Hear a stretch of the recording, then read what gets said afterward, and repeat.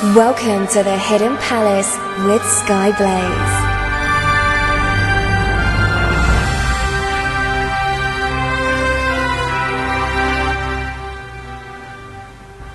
Good morning, afternoon, evening or night, wherever you are in the world. I'm Sky Blaze and this is the Hidden Palace here on Radio SEGA. So I'm returning to a topic from a couple of weeks ago about hardware and peripherals.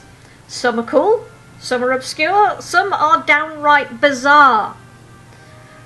So, getting right into it, we're starting off in the cool section.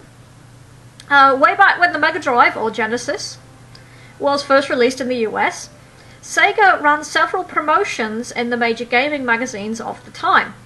One of these was actually pretty awesome.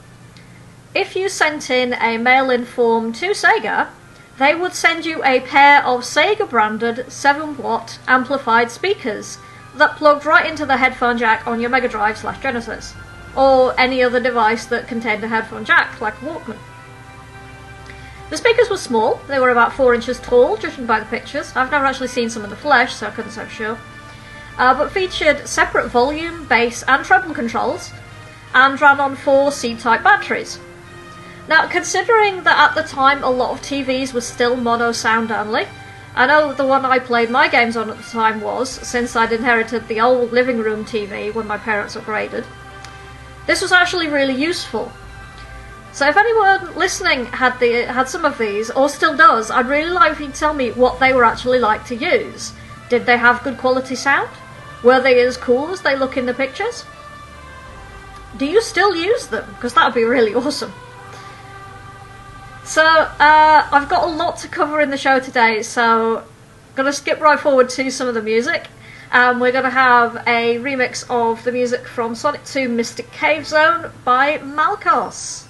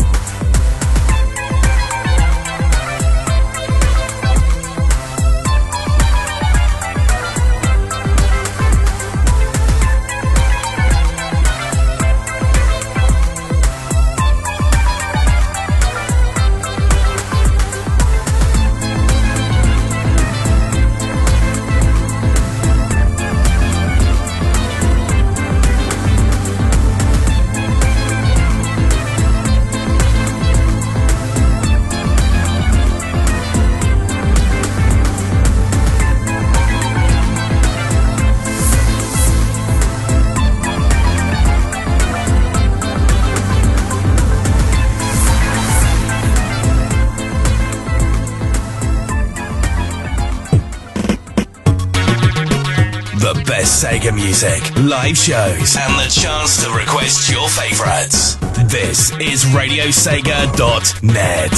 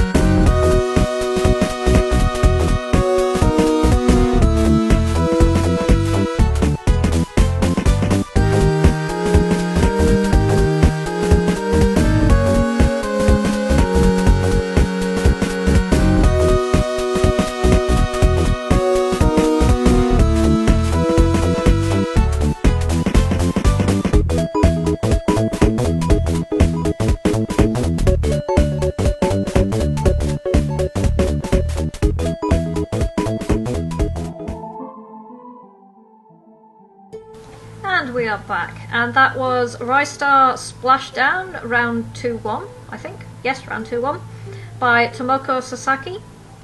And prior to that, it was Sonic the Hedgehog 2 Mystic Cave Remix by Malkos.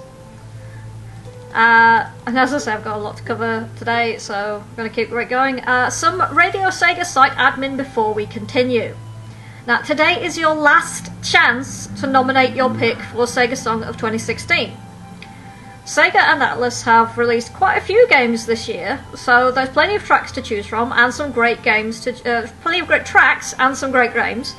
So if you want to participate, please go to radiose.ga/song of 2016. That's radiose.ga/song of 2016, and fill out the form.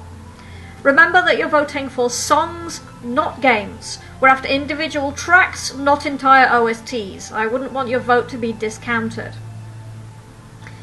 On with the show then. I have a question. In the incredibly unlikely event that anyone from Sega circa year 2000 is listening. Here goes. Why a fishing rod? Of all the peripherals that you could have released for the Dreamcast, a fishing rod? I know, yeah, it was designed to work with Sega's fishing series. And the fishing rod actually got into a PAL bundle with the console and a copy of Sega's Bass Fishing. Which is really weird, because I've been told that this is only in Australia, but I'm sure I remember seeing it in the UK at some point, so maybe it made it over here. The fishing rod has no force feedback though, so it's pretty hard to judge what effect you're actually having on the virtual fish you're trying to catch without keeping your eyes completely glued to the screen.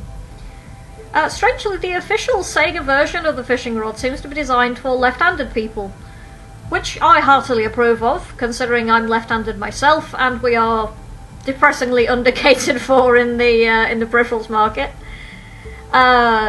I'm not even going to start with things like making Link right-handed in the motion games, but that's a rant for another day. Unlicensed version of the fishing rod, including the Fission rod, that's Fission rod, came with detachable reels that could be moved to either side, so people of either hand could use it. The rod is compatible with the big sections of Sonic Adventure 1, for when you need to suffer through those dreary sections of the game. I know some people like them, I am not one of them. Or if you particularly fancy a laugh, you can use it to control the character's weapon in Soul Calibur, although not terribly well. I'm told it also works decently well with Virtua Tennis if you use it as a tennis racket. I've never actually tried this myself, but I am told that this is a thing. It's a bit weird. Anyway, because one of the tracks that is part of the eligible games for the Song of 2016 is the SEGA 3D Classics 3D collection, I think we'll have some music from Sonic 3D. I'm going to play Libro's Blissful Eruption OC remix. Those in the know will know that Lee Brotherton, also known as Bentley Jones, so he made it, well done to him. So this is Libro's Sonic 3D Blissful Eruption.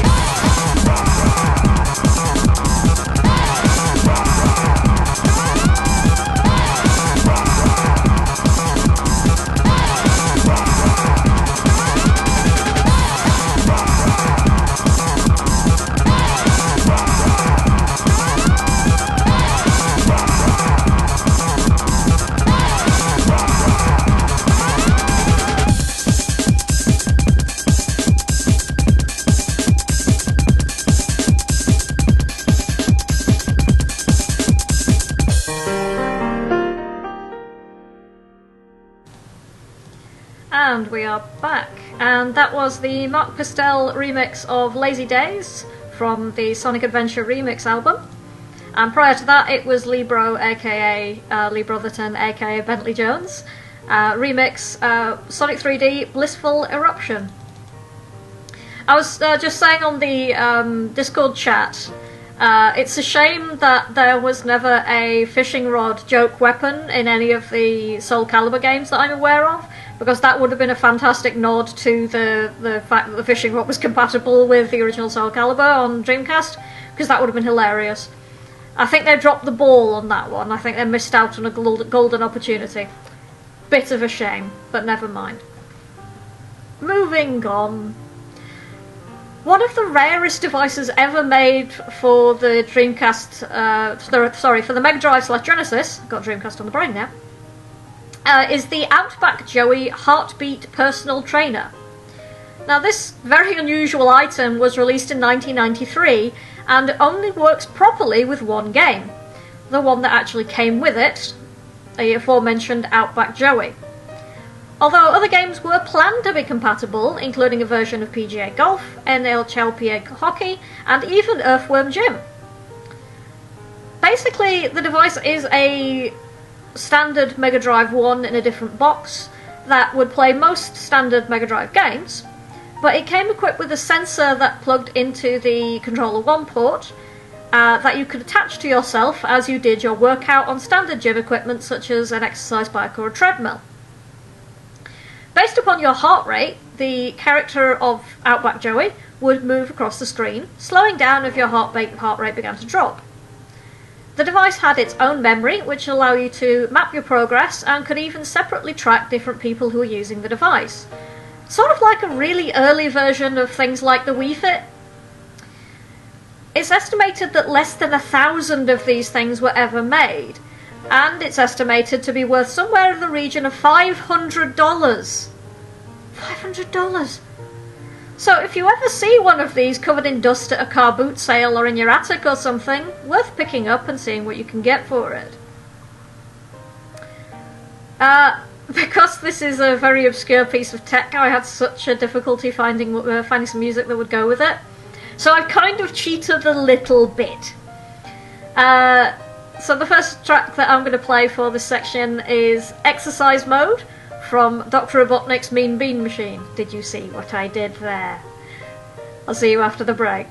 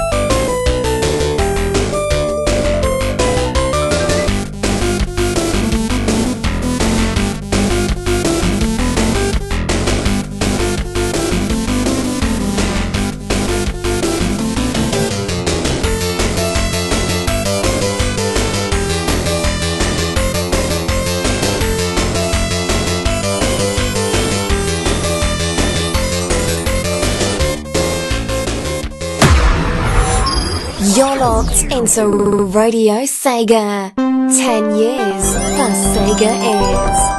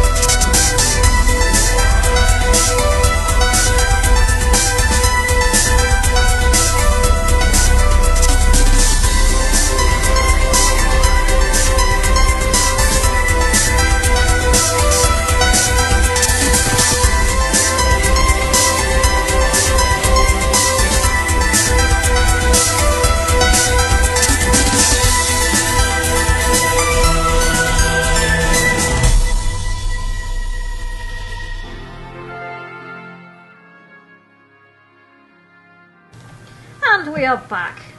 And that was Earthworm Jim 2 Wormophobic Disorder by Protricity. I think that's how you pronounce it. God damn it, people, please have usernames that I can pronounce. I'm only kidding. I told you I had to cheat with the last one. It was being developed for Earthworm Jim. Anyway. Does anyone else remember the PlayStation iToy? Now, I never actually owned one, but back when I was still a student, one of my housemates did. And I used to play SEGA Superstars on it, and actually really enjoyed it. Particularly the section that had Sonic in that kind of tube-like special stages bits, and you had to steer him by waving your hands. Why am I talking about this? Well, turns out that the Dreamcast actually got there first, as it did with many things. Though what was called the Dreamcast I was actually designed to be a lot more like a PC webcam than as a game-playing device. Which is fortunate, since no games were actually developed to support it. I think that's almost a bit of a shame. Instead, what it was designed to do was enable things like video conferencing, adding pictures to the device from to your emails, so selfies basically. And it also came with a lightweight photo program that actually licensed elements from Adobe Photoshop of all things. The Dreamcast I also came with a headset variant of the Dreamcast microphone, which I've mentioned before in a previous episode, when I was talking about Seaman, that weird Uncanny Valley-ish thing. Mr. Wonderman's saying that the Sega Superstars tube-like special stages are from Sonic Heroes. Okay. Fair enough. I never got that far in Sonic Heroes because it annoyed me. Sorry for those that like Sonic Heroes, but yeah.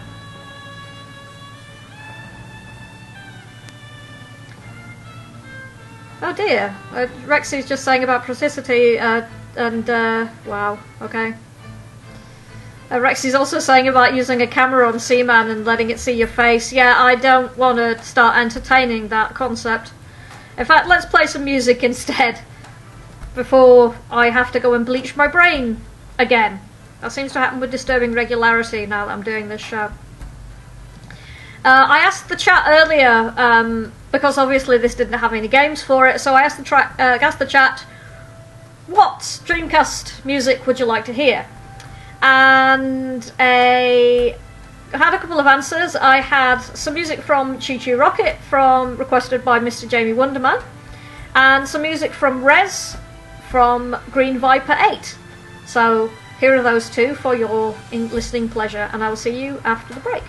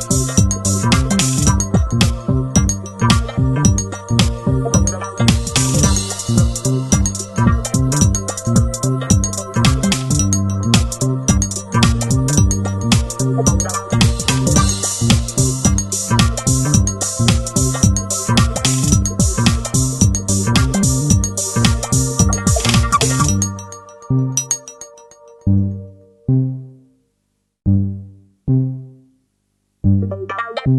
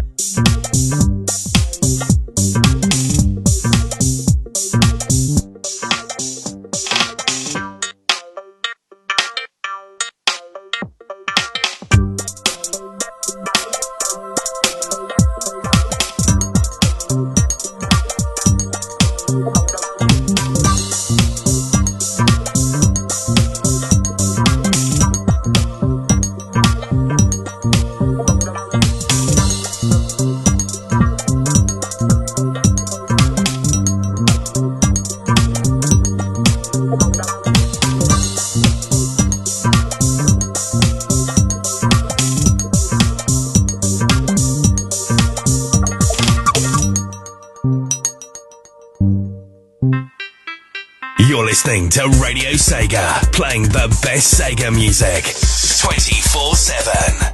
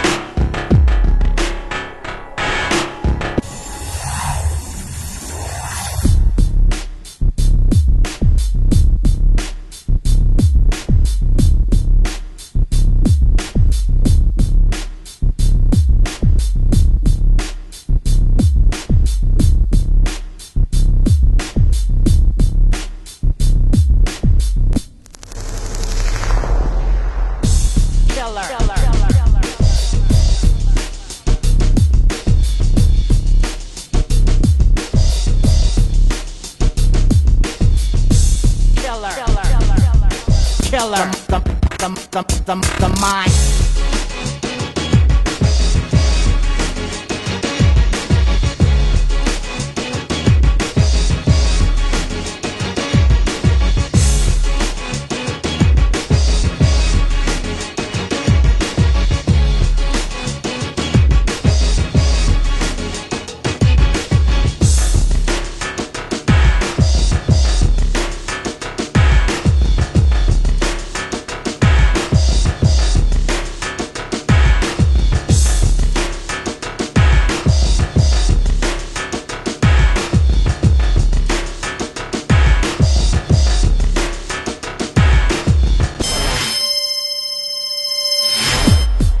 A mind killer, a mind killer.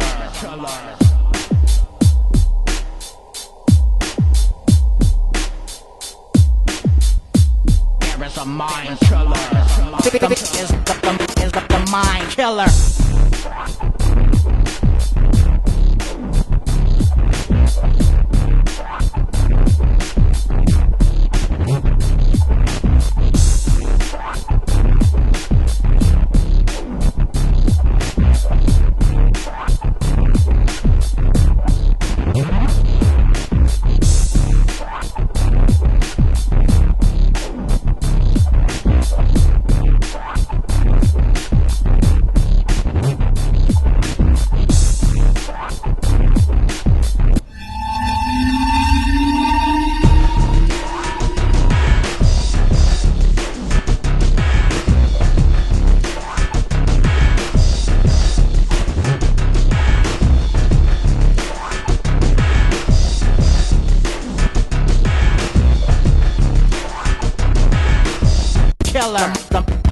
the mind.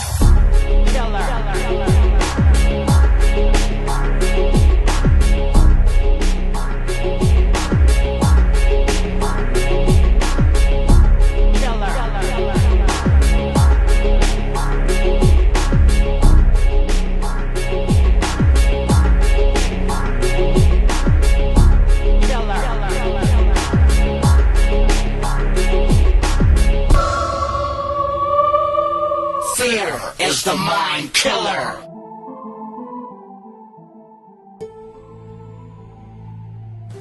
And we are back. And that was the Radio Sega edit of Area 5 from Res. Before that it was the Choo Choo Rocket single player theme. Mr. Jamie Wonderman actually wanted the title credits music, but I've only got a very short version of that for some reason, because I think my radio software's picked up the wrong version from my files. I'll have to fix that after the show. I will fix it, I promise. So, back to my topic. The Aura Interactor. It's a bit of a strange name, but it was a console peripheral for, I think mostly for the Mega Drive. Somewhat resembling a flak jacket, a plastic flak jacket, if you can picture that. And you wore it in order to feel the game that you were playing by use of force feedback, aka haptic feedback. The Aura Interactor would use certain sound cues from the game that was playing to turn actions in the game, such as punches or kicks, into vibrations that the user could feel, which is an interesting concept. It was specifically designed mostly for fighting games, I think. Now, despite the slightly odd concept, the Aura actually did pretty well. It sold over 400,000 units and was winning awards for its innovation in design. Magazines such as Electronic Gaming Monthly, which was a big deal at the time, said that at $100 it was actually really good value for money. Fair enough. I think Mr. Jamie Wonderman saying it did work for other consoles. How was it to use? Was it good? Because I've never used one of these, so I'd be pretty interested to find out what it was like to actually use. While I wait for that feedback to come back, because obviously there's a delay, we'll talk about another weird Dreamcast peripheral. The Dreamcast Maracas controller. The controller was obviously designed for the game Samba de Amigo. It was only ever released in fairly limited quantities, since Sega wasn't sure what kind of reception the game would have. And it had previously been burned making too many add-ons for things like the Mega Drive and Saturn that never got bought. So they were quite worried about that. But turns out that the reception was pretty positive across the board. There are even several accounts of the European releases selling out pretty much instantly. As a result, the Maracas controller is actually one of the most highly sought after Dreamcast collectibles, with prices that just seem to keep going up and up. In the UK, where I am, the eBay price seems to be currently somewhere between £150 and £200, which is insane for a pair of plastic maracas and a bass unit. Each to their own, I suppose.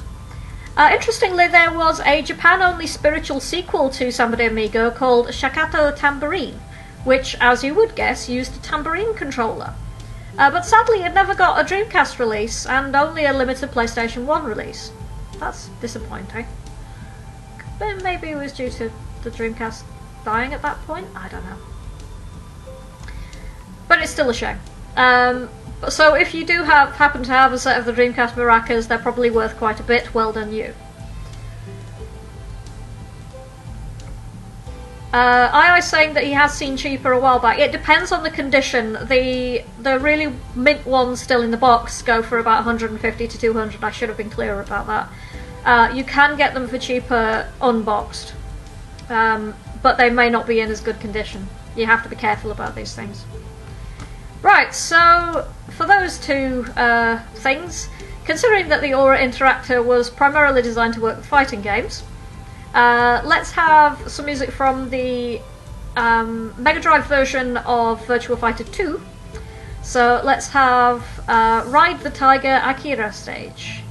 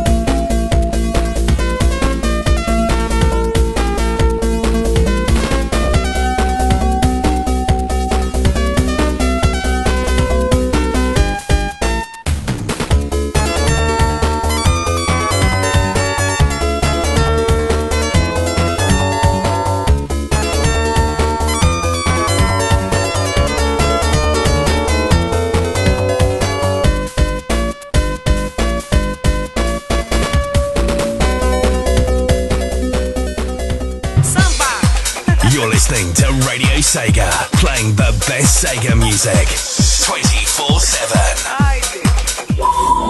SEGA.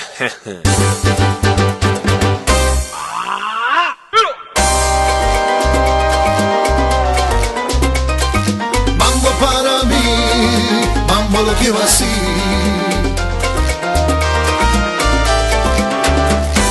Yo trabajo aquí, yo no soy feliz, porque fuera hace calor y yo trabajo. Así yo pudiera un poco descansar en esta oficina, ahora yo no puedo estar. Óyeme, ¿por qué no? Porque no puedo estar así. Es la locura, quiero ir a la playa pronto, bajo ese sol que me quema. ¿Por qué no? Porque no puedo estar así. Es la locura, quiero ir a la playa. Es verano, vamos, toca un mambo por favor. Ritmo de mambo, mambo de verano. Bailaré contigo toda la noche, bailaré.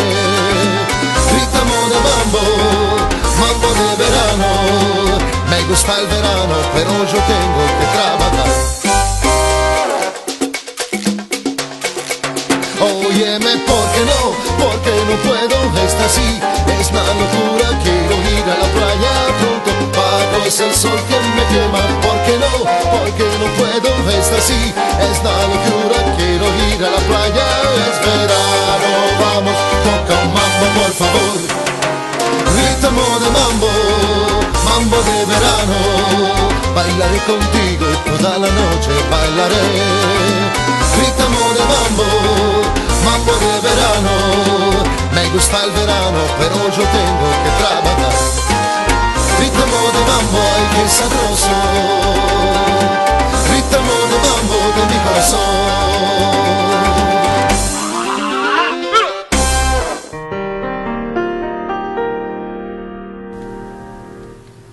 And we are back, and that was Samba. No, bring up the right screen.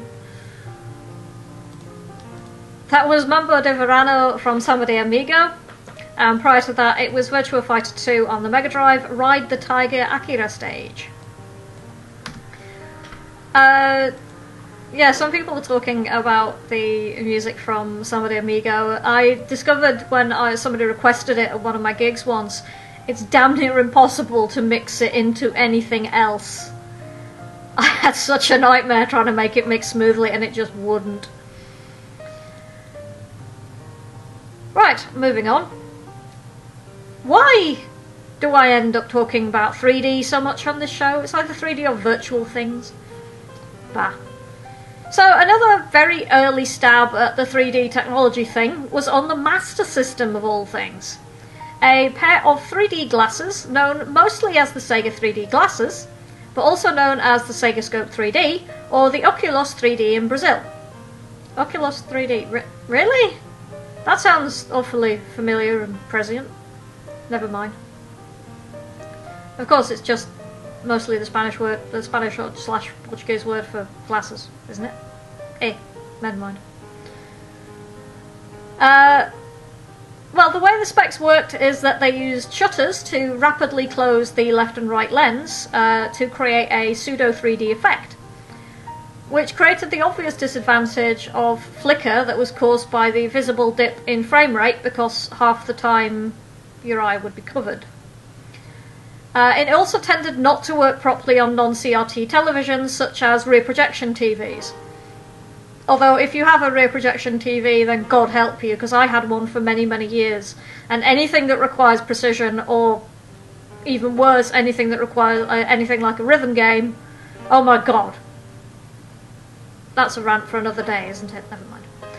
The glasses only worked with the original Master System 1, since it hooked into the card port that was removed from later versions of the console. Which is a bit unfortunate, since as far as I remember, and I'm digging back in the depths of my memory here, the Master System 2 was the more common version in the UK. The glasses did sell in the UK though, for £40. Now personally I think I'd rather just buy another game with that £40, but each to their own. Now speaking of 3D, there were a lot of 3D games on the Saturn. It's not surprising though, because this was the dawn of the 3D era, and for the console containing one of the earliest 3D accelerator cards. So then, why wasn't the Saturn 3D control pad bundled with the console? Don't get me wrong, the standard Saturn controller is fine for what it is, and it works perfectly well, but it does lack a lot of precision, particularly if you're working in a 3D environment. So, we got the 3D control pad, also known as the SEGA Multi-Controller in Japan, and the Joystick 3D in Brazil. Hi Brazil, you wonderful alternate universe you. The pad came with most versions of Nights into Dreams, and generally got a pretty positive reception from most people that used it. Although some gamers found it a little bit large and unwieldy, particularly for those with very small hands. Like me. Now, partially due to the fairly swift demise of the Saturn, the 3D controller wasn't hugely common, but it is still reasonably easy to get hold of. And of course its design heavily influenced the design of the Dreamcast controller. Right, I am rapidly running out of time for today's episode, but I do want to play another couple of tracks before we end the show today. I want to play a track from Space Harrier, which is one of the games that the 3D glasses were compatible with on the Master System. So I want to play the BIT Live Arcade remix by Slow Poison of the Space Harrier theme. And I would also like to, because PT Kickass requested it, I would like to play Let's Go Away from Daytona USA on the Saturn. So thank you to everybody who's been listening.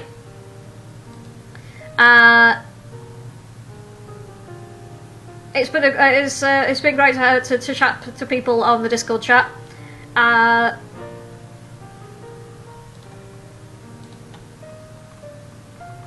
Twinny's just posted a picture of the 3D glasses on the chat, and they do look really cool. They look incredibly 80s, but quite cool.